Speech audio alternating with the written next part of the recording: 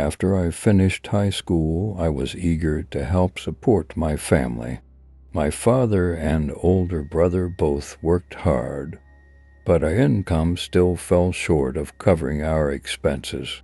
I decided to look for a part-time job, as I was only 20 years old and had plans to resume my studies in a couple of years once we were in a better financial position. Finally, I found a job, but not just any job. It was at a mortuary located inside an old, abandoned hospital. The mortuary was the only part still in use.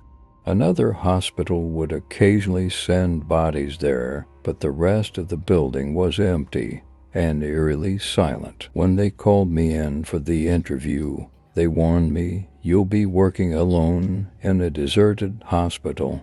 The mortuary is the only active area." The words left me uneasy, but I knew I had to accept. I started the very next evening. My job was straightforward: to guard the mortuary, tend to the freezer, and handle any dead bodies brought in. I was assigned to the night shift, so I arrived around 8 p.m., greeted by an eerie silence.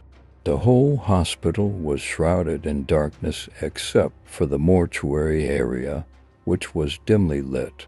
The mortuary had a small adjoining room with a kitchen and bathroom where I could rest during my shift.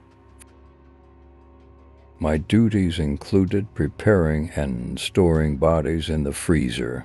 I usually did this quickly, without even glancing at the faces of the deceased. One night, however, a new body arrived.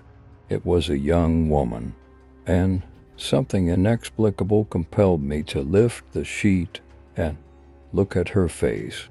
Her name tag read Alexandra, and her appearance was haunting. She looked about 20, her face half-burned, and her body bore the marks of violent injuries, including bruises on her neck and a broken hand. The ambulance driver mentioned that her body would be collected in for days. As I was cleaning the freezer, I noticed something unsettling. When I glanced back at Alexandra, her head, which had been resting straight, was now turned to the side. A chill ran down my spine, but I tried to shake it off as my imagination and reposition her head. After placing Alexandra's body in the freezer, I returned to the small kitchen to make a cup of coffee, hoping it would calm my nerves. But as I poured the coffee, I heard strange noises from the corridor outside. I thought maybe someone had wandered into the hospital, though it seemed unlikely. Taking my flashlight, I walked through the dark hallways and saw a shadow flickering down the corridor. I tried to dismiss it as a trick of the light, but soon after, I heard loud banging noises from the storage room. My duty was to investigate, so I cautiously entered the storage room where we kept chemicals used for body preservation. After cleaning up the mess, I returned to the kitchen, only to find my coffee mug shatter on the floor. But what really horrified me was the pool of blood where the coffee should have been. Trembling, I stepped back, then went to the bathroom to splash some water on my face.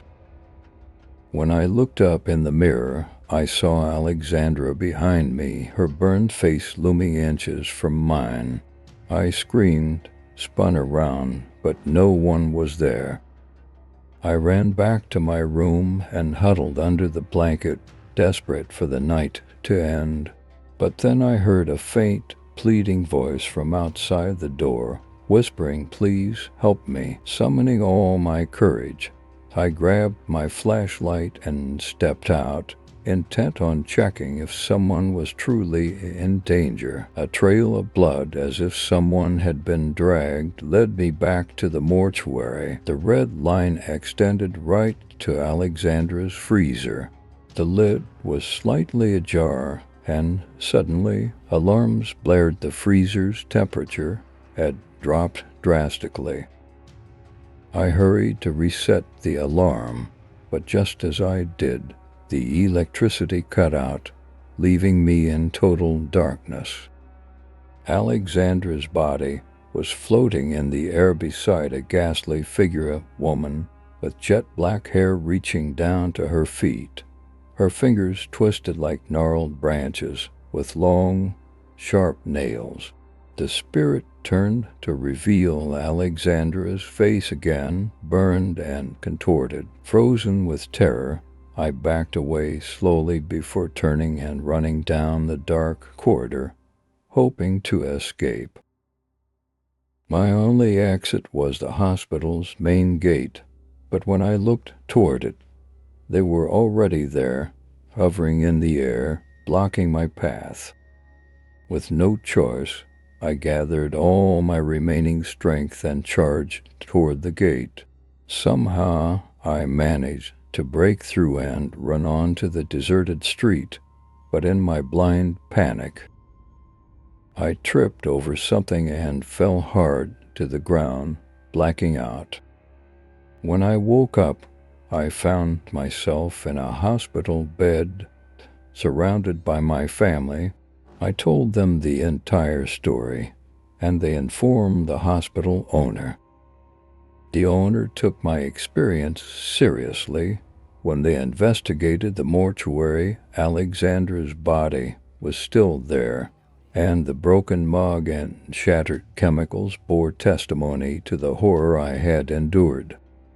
After that night, I knew I could never go back to that job.